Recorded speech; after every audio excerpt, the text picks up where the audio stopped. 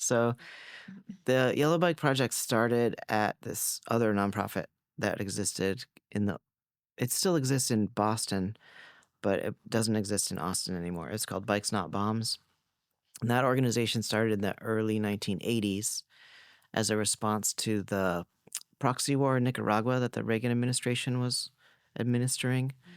And the Nicaraguan government had a program where they would pay wages to disabled veterans to run bike shops in villages.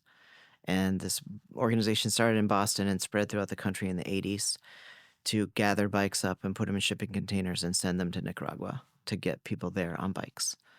And so when I came across Bikes Not Bombs in Austin, it was because I needed a bike and I wanted to learn bike mechanic skills. And I found these people who were working on bikes in this garage behind a house in Hyde Park.